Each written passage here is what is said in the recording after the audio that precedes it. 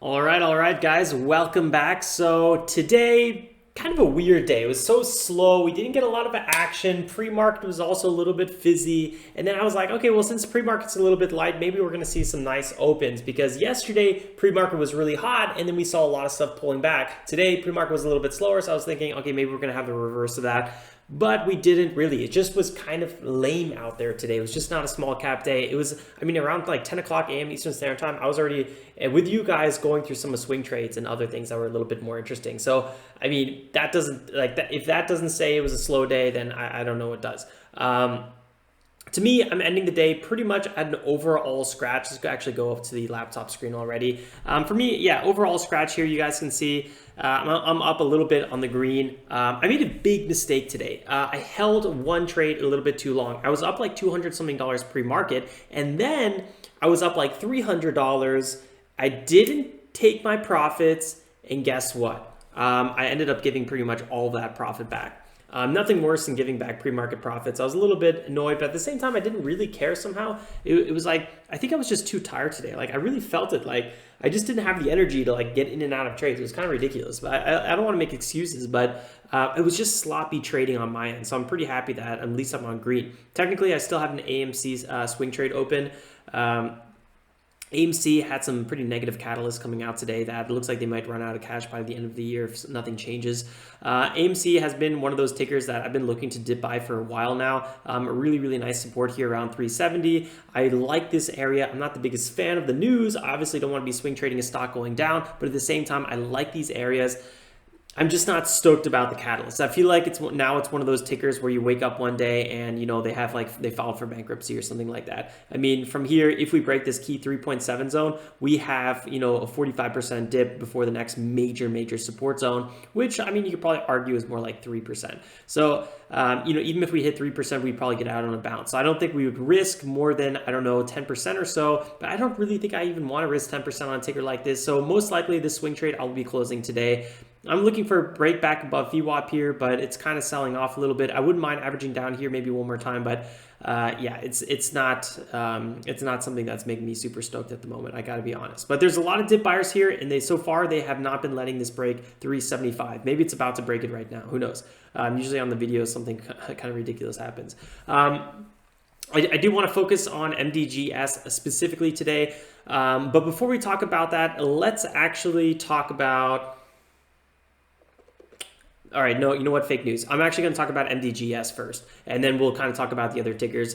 So MDGS, we are down literally $3.74 today. Kind of overall ridiculous, but at least we're not having a big loss on this one. Quick little, let's figure out what's going on here with this ticker, because this is one of our lead gappers on the day. Ticker MDGS on the NASDAQ. MDGS Ltd. I'm not totally sure if I'm saying that right. Healthcare medical devices from Israel company. 80% gapping pre-market. You can see it's roughly around 80% right now. So it's really holding that high a little bit, but at the same time, it kept on trying to break higher and it keeps on getting rejected. It has a 15 million market cap. Now it's at a 27 million market cap, 4 million float. That's really what I like about it. Big news here. Their product is being launched now in honestly 4 big EU countries. It was like Germany, Italy, I think it was Spain, and then France, I think it was. And then the 5th one is the UK, which, is debatable on if it's, part of the EU or not. So, well, I don't know if it's totally debatable. That's a whole different topic, MDGS. So let's go here to MDGS very quickly here. So we had this big resistance zone 3.5. We kept on having issues breaking through it. Eventually, we did break through it, but it was a short-lived kind of move.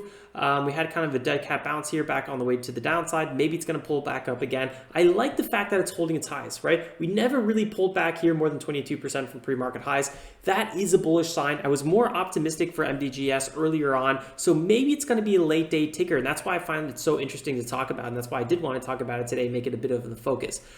We've had a lot of failed spikes on MDGS in the past. You have the high here of 32, but no reverse splits from what I'm aware of. It does kind of feel like there might be some reverse splits based on what we're seeing here with the volume kind of never really that high. I don't know. It's hard to say, but So far from what I see, we had that low here of 83, and then we were able to kind of pull higher.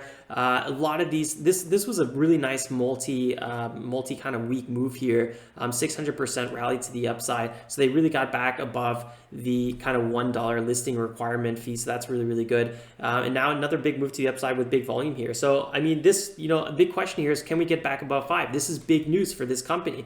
And if, I always say a good place to do a little bit more research is just start right on the homepage. You can always see a little bit more about what this company does. I just watched this video. It's pretty gnarly stuff. Oh, you know what? I just realized this is just a little bit far over, maybe cutting me off a little bit.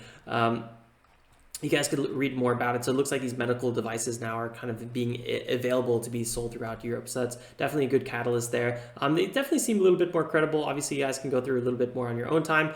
Let's focus on the charts here a little bit more. And overall, I really do like what I'm seeing here. We have huge support roughly at 287, and then this is really the big resistance here right now at $4. So can we break back above that? If we do, 4.2, 4.5, and then $5 are those really key areas I'd be looking to break out from there. Let's go to the 4-hour quickly.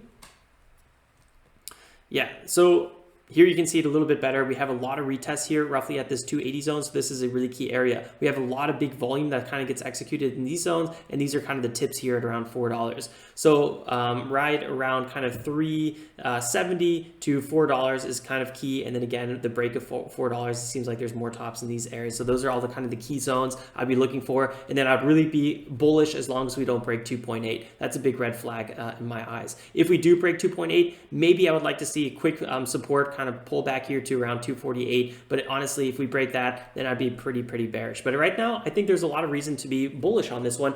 Although somehow it felt like there was constant selling pressure on this ticker. It felt like there was more going on with this ticker that met the eye. So I was not really aggressive trading this one. Unfortunately, my trades aren't popping up here for some reason. Sometimes TD Ameritrade is not loading properly, and that seems to be the case right now. So with MDGS, we had a trade, I think it was here on this pullback, and then I actually ended up stopping out here. So I took a small loss in MDGS right here, and then it actually, right before it shot up here 9%, and I was like, oh, classic, classic one of those, just not getting that follow through right away that I was looking for. My second trade on MDGS was near here, near this bigger support. I think it was either this trade. Yeah, I think it was this trade. I ended up filling up here. Then I closed out pretty much right away on this bounce, pretty much made back my losses on the last trade. But I just, I never ended up holding it that long.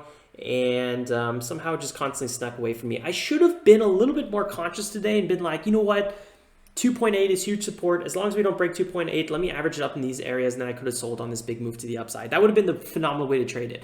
How would I trade it now? I don't know. Obviously, crack a VWAP would be very bearish. I would like to see this start holding its highs and ideally starting to break to new highs, breaking above 3.7, 3.8, 3.9, blah, blah, blah, above 4, and then buying the pullbacks and, selling into the rips. That's probably how I would trade it now. I'm not sure if I would trade it overnight, but it really depends on what it kind of does in the future by the end of the day. So MDGS could be a good pick here. I would love to know your guys' thoughts. Let me know in the comments below, and don't forget to drop a like if you enjoyed the content. If you're totally new here, consider subscribing, join the community. We trade the market open.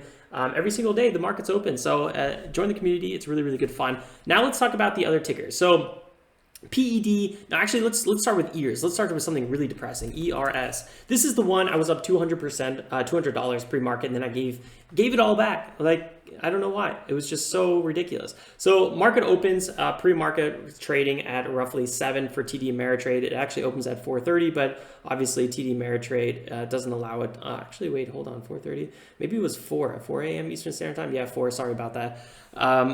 So 7 a.m. on TD Ameritrade. Had a nice pop higher here, and then we started pulling back, and I bought this pullback. I kind of sold too soon. Well, I definitely sold too soon, but I wasn't looking for this big run to the upside. I was thinking maybe we're going to have like one of these kind of fake out moves, and then it was going to sell off again. I wasn't super optimistic on EARS. There's no catalyst. It wasn't really the ticker for me. Actually, if we just go back to EARS, you can see here. No, where is it? Come on, EARS. Come on, where are you heading? There it is. Yeah, NASDAQ, 4 million float. They had an offering on the 6th, but there was no news today, so I was like a little bit skeptical. So I a small profit here, and then here I had a nice little small profit, 3 cents a share. This was like a $60 move. It looks tiny, but you know, we had decent share size. Well, actually not even too big, like, I don't know, $2.6 thousand, and that's really not that much. Eventually, you know, I was looking for a big move higher here, got a small fill, and then we got that move, and I actually ended up averaging down here. It was phenomenal, and then we were up like 8-9%. Oh my God, what was I doing? Why, like, this wasn't even a base hit. This was a full-on good, successful trade, 8-9%. You know, I was up 200 pre-market. Then after this trade, I would have been up like 150 on top of that. So like 350, maybe even 400 at one point. And then I didn't sell. I only sold half, actually. I sold a little bit. And then we pulled back here, gave back all. I averaged down, and then it kept on selling off. And I closed pretty much near here at the bottom. And I was like, that was just the messiest thing that I have done in weeks, maybe even longer. That was really sloppy. I was just kind of like, why did I do that? So I don't know. Sometimes you just make some silly mistakes. I was constantly calling out this area around like 1.3, 1.4. We only dipped down to 1.4, and I was really waiting for like 1.3, 1.2. I wanted to buy around $1 because we had big multi-month support there. That was an 8% rip from that area. Unfortunately, I was not able to capitalize on that move. I got to turn that light off. So yeah, again, that was a little bit unfortunate. Didn't get the bounce off of one. So it's just like constantly missing opportunities. I don't know. It is what it is. Luckily, I was able to make some headway today. So ears, I mean, MDGS was pretty much a break even. Ears, yeah, it wasn't totally miserable. Actually, it was. This was pretty miserable. Ears, so ridiculous. AMC, this is a swing trade we talked about earlier. And then PED, really quickly here. Actually, it's making some some moves here to the upside. Where is it hiding? There it is. PED right here. Amex, PEDEFCO. I don't know if I'm saying that right. Oil and gas exploration and prospect, maybe. I forgot what the ticker, the P was stand for. USA company acquired all as outstanding common units of Sand Ridge Permain Trust. Wow, I really can't read today.